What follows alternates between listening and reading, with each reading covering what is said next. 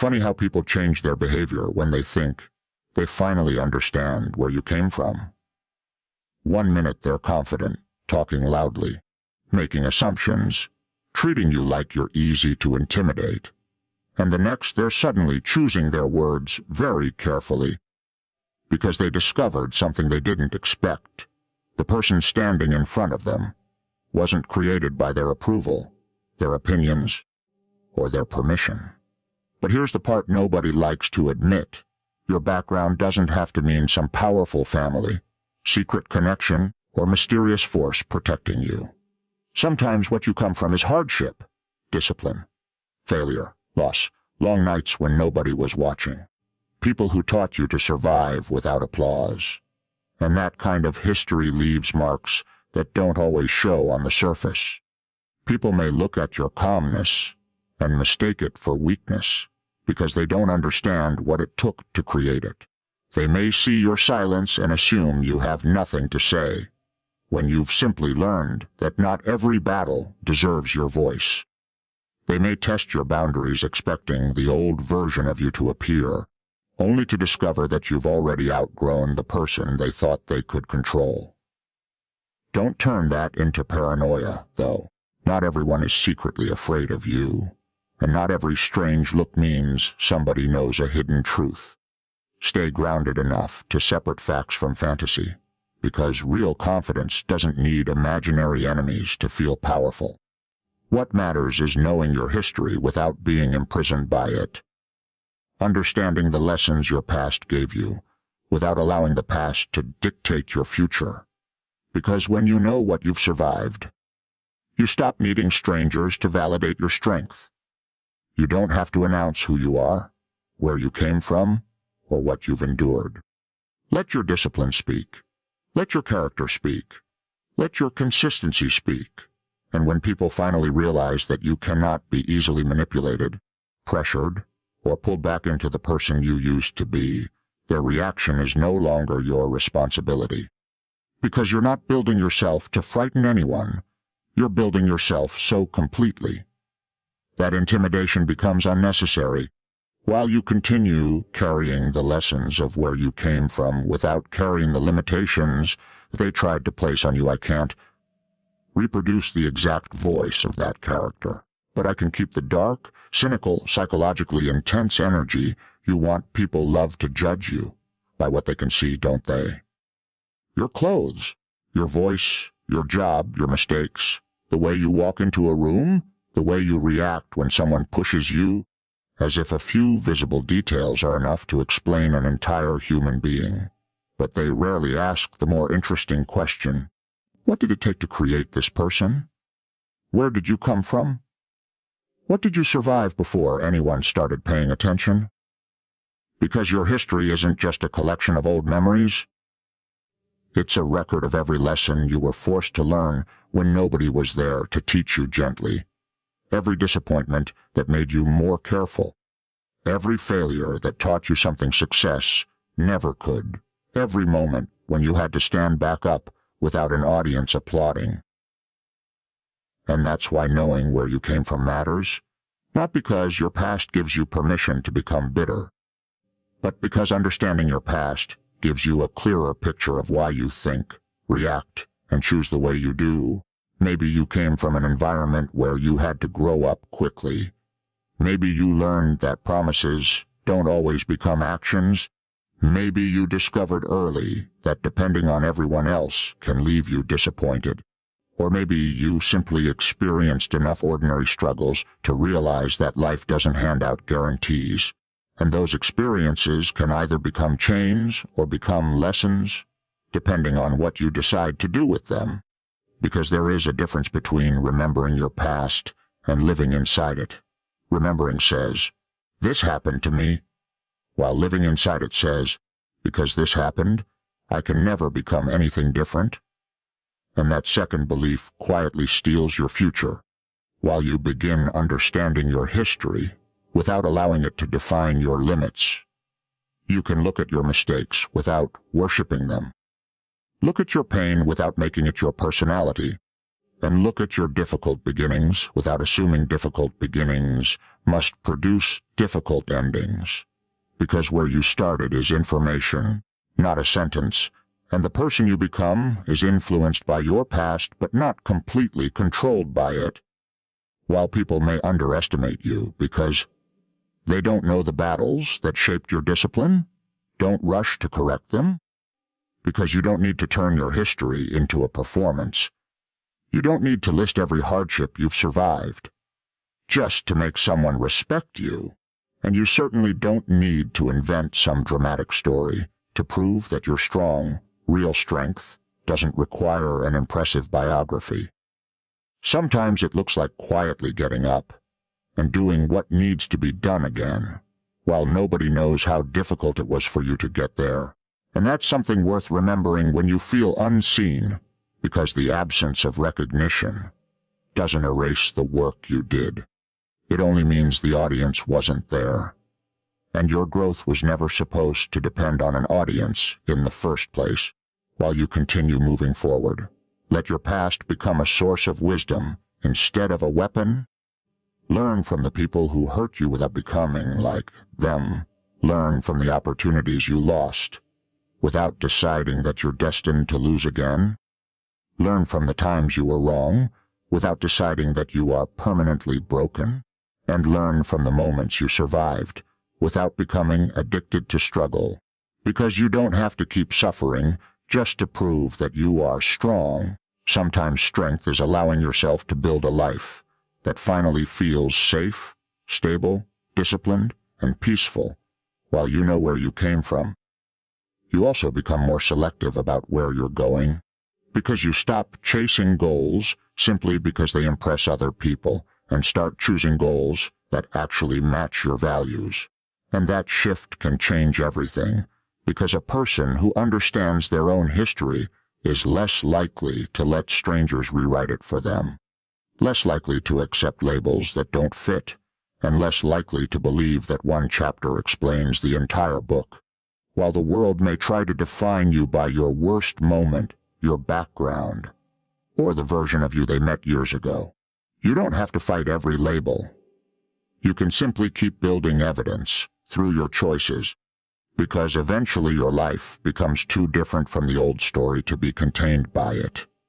And when that happens, you don't need to announce that you've changed.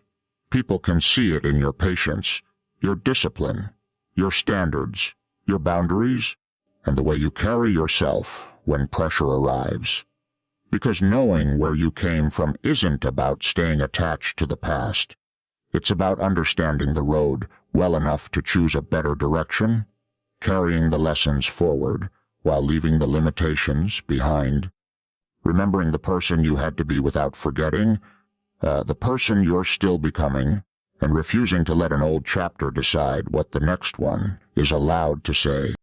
I can't reproduce the exact voice of that character, but I can keep the dark, cynical, psychologically intense energy. You want hardship has a strange habit of introducing you to parts of yourself that comfort never needed. Because when everything is easy, you can believe confidence comes naturally, discipline simply appears, and resilience is something other people are born with. But then life removes the comfort, the certainty, the easy answers, and suddenly you discover that strength isn't a feeling at all. It's a series of decisions you make when you don't feel strong, and that's where your difficult experiences can become something more valuable than memories. They can become lessons, not because suffering is automatically good, but because if you've already been through something difficult, you can choose to extract wisdom from it instead of allowing it to become permanent damage. Maybe you failed when you desperately wanted to succeed. Maybe someone you trusted disappointed you. Maybe an opportunity disappeared when you thought everything was finally working, and for a while it felt like proof that you weren't capable. But failure doesn't actually have the authority to define your ability, unless you give it that authority, because one failed attempt can teach you what preparation was missing, what assumption was wrong, what habit needs to change, or what direction no longer makes sense. while pain can reveal where your boundaries were weak, where you ignored warning signs, or where you depended too heavily on someone else's approval. And those lessons can become tools if you are willing to examine them without romanticizing the suffering itself. Because you don't need to pretend that every painful experience was secretly wonderful. Some things simply hurt. Some losses are genuinely unfair. And some moments leave scars that don't disappear just because you learned something from them. But you can still decide that the experience will not have the final word. And that's where inner power begins, not in pretending nothing affects you, but in learning how to respond when something does. While other people may expect your past to make you bitter, you can become wiser instead. They may expect rejection to make you quit. You can use it to improve. They may expect failure to make you hide. You can use it to become more prepared. And they may expect disappointment to make you stop trusting yourself. You can rebuild that trust through small promises you actually keep. Because confidence grows when your actions repeatedly prove to you that you can depend on yourself, while you turn hardship into discipline. You stop waiting for motivation to rescue you. You begin doing what matters even when your emotions aren't cooperating. And that changes the relationship you have with yourself, because discipline says, I don't need to feel ready to begin. And resilience says, if the plan fails, I can adjust, while courage says, I can be afraid and still move. And those qualities don't usually appear during perfect circumstances. They are developed when life gives you reasons to quit, and you choose to continue intelligently, not recklessly, because there is also wisdom in knowing when to change direction. Walking away from something destructive isn't weakness, and continuing blindly isn't always resilience. Sometimes the strongest decision is to stop repeating a pattern simply because you've already invested time in it. While your past experiences become lessons, you become more difficult to control through fear, because you've already learned that discomfort isn't automatically danger, uncertainty isn't automatically failure, and rejection isn't automatically proof that you are worthless. You can hear no without collapsing, receive criticism without surrendering your identity, and experience setbacks without assuming your entire future has been decided.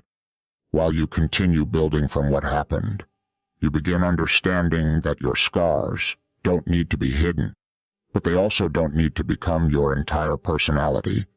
You can acknowledge them and keep moving, because the goal isn't to become someone who has never been hurt. The goal is to become someone who knows what to do with pain when it arrives. Someone who can turn disappointment into information, mistakes into education, pressure into discipline, and difficult seasons into a deeper understanding of what actually matters, while the world may only see the confidence you have today. You know the uncomfortable process that built it. The mornings when you wanted to quit, the decisions nobody celebrated, the failures you had to study, and the moments when continuing felt ridiculous. But those moments don't need to become a trophy. They can simply become evidence that you are capable of learning, adapting, and rebuilding. And when hardship tries to convince you that it has already defeated you, you can look at what it taught you. Take the lesson.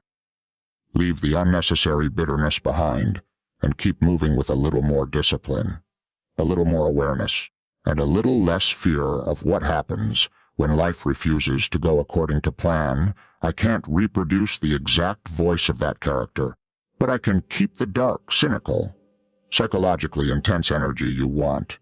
You don't owe everyone an explanation for who you are, and that's a lesson most people learn far too late, because there is always someone waiting to question your choices, your silence, your ambitions, your boundaries, your past, or the direction you're taking. And if you make the mistake of believing every question requires a detailed answer, you'll spend your life standing in front of imaginary juries trying to prove that your existence makes sense. But it doesn't have to make sense to everyone. Your life is not a public debate where strangers get a vote on every decision you make. And the more comfortable you become with that reality, the less energy you waste trying to earn approval from people who were never responsible for building your future. Because explanations can become a trap when they are motivated by insecurity rather than communication. You explain because you're afraid they'll misunderstand you. Then you explain the explanation because they still aren't satisfied. Then you explain your feelings, your intentions, your history, your reasons, until somehow you're exhausted and they still believe whatever they wanted to believe in the first place. And that's the moment you realize that more words don't always create more understanding. Sometimes they simply create more material for someone to judge, twist, or argue with, while your actions remain quietly consistent. And that's why you should learn to let your character speak, not through dramatic displays, but through the way you treat people, the way you keep your promises, the way you handle pressure, and the way you behave when nobody is rewarding you for doing the right thing. Because character doesn't need a microphone, it needs consistency. While someone may misunderstand your silence, let them, unless clarification genuinely matters, because not every misunderstanding deserves a campaign to correct it. Someone may criticize your goals, let them, because they don't have to understand a destination they aren't traveling toward.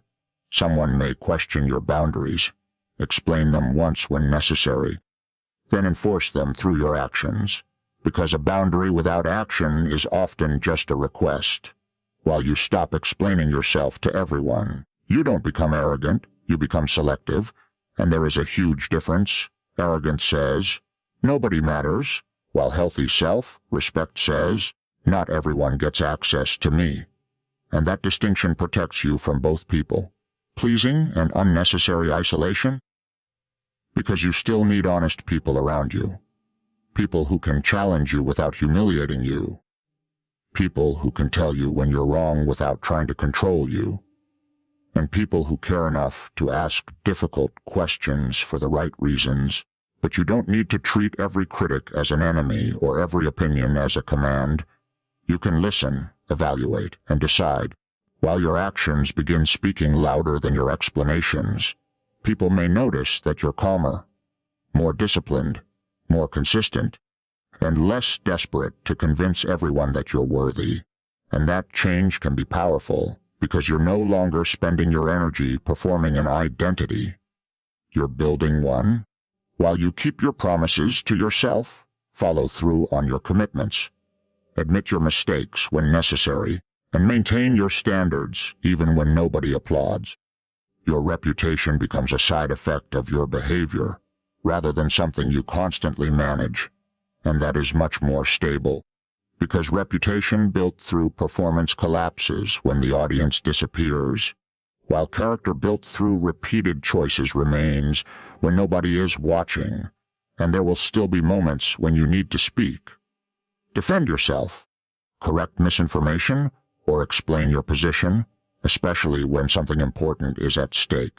But the difference is that you're communicating because communication is necessary, not because you're terrified of being misunderstood. And that shift changes the entire energy, because you stop begging people to see you correctly and start making sure you know yourself honestly. While people around you may continue forming opinions based on incomplete information, you can accept that reality without allowing it to control your behavior, because you cannot manage every person's interpretation of you. You can only manage the evidence you create through your choices, and eventually some people will understand, some won't, and some will change their opinion only after time gives them enough evidence to do so. But none of that needs to become your obsession, because your future deserves more attention than someone else's misunderstanding. While you continue walking forward without explaining every step, you begin discovering how peaceful it can feel to stop defending your existence, to stop turning every decision into a courtroom argument, and to trust that the right people will judge you by patterns rather than rumors. While the wrong people may still demand explanations they have no intention of accepting, You can remain calm enough to recognize the difference. Say what needs to be said, do what needs to be done, and let the rest belong to them. Because sometimes the strongest statement you can make isn't another explanation. It's a life so consistent with your values that eventually your behavior becomes the answer. I can't reproduce the exact voice of that character, but I can keep the dark, cynical, psychologically intense energy you want. Strength without self-awareness can become a dangerous illusion, because the moment you start believing that every unusual reaction around you must be proof that people fear you, envy you, or secretly plot against you, you stop reading reality and start writing your own story. And that's not power, that's paranoia wearing a confident smile. So if you've learned to recognize your strength, learn something equally important: stay grounded, because real confidence doesn't need imaginary enemies to feel important. It doesn't require you to interpret every glance as intimidation or every disagreement as evidence that someone is threatened by your existence. Sometimes people are simply distracted. Sometimes they disagree with you. Sometimes they don't like your personality. Sometimes they're having a terrible day. And sometimes their behavior has absolutely nothing to do with you. Which is why emotional maturity means leaving room for explanations you haven't considered. Because the mind loves patterns, especially when those patterns make us feel significant. And once you've decided that everyone is watching you, every coincidence starts looking like confirmation, while every piece of contradictory evidence gets ignored, and suddenly you're trapped inside a reality where you're always the target, always the strongest person in the room, always the misunderstood one. But that story can become just as limiting as believing you're powerless, because both extremes keep your attention focused on how other people supposedly see you, instead of what you're actually building. While you remain grounded, you can acknowledge your abilities without exaggerating them, recognize your progress without pretending you've mastered everything, and accept compliments without turning them into proof that you're superior, because confidence says, "I know what I can do," while arrogance says, "Nobody can challenge me." And the second belief creates blind spots that eventually become expensive while you build yourself. Seek honest feedback from people you trust, especially when it isn't flattering, because someone who can tell you where you're wrong may be more valuable than someone who constantly tells you how impressive you are. And that's where real strength becomes uncomfortable, because it requires enough security to examine yourself without collapsing, to hear criticism without immediately attacking the person delivering it, and to admit when your interpretation might be incomplete. While you stay grounded, you also become better at recognizing genuine threats without inventing them. If someone repeatedly violates your boundaries, take it seriously. If someone makes credible threats, seek appropriate help. If someone behaves in a way that creates a real safety concern, respond based on evidence and practical judgment rather than fantasy. Because being grounded doesn't mean ignoring danger. It means distinguishing danger from imagination.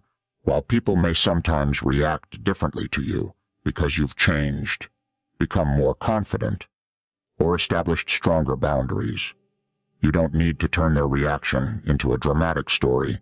Simply notice it and continue behaving with respect. Because the purpose of personal growth isn't to make everyone uncomfortable. It's to make you more capable of living according to your values. While you stop searching for proof that you're intimidating, you can start searching for proof that you're becoming disciplined, reliable, thoughtful, and resilient, because those qualities actually improve your life. Whereas constantly wondering who is jealous or afraid of you simply consumes attention without producing anything useful. And attention is too valuable to waste on stories you cannot verify. While your confidence grows, let it become quieter. Let it show in the way you handle pressure, the way you recover from mistakes, the way you communicate clearly, and the way you walk away from unnecessary conflict. Because the strongest person in a room isn't always the loudest person. The most intimidating person, or the person everyone supposedly fears?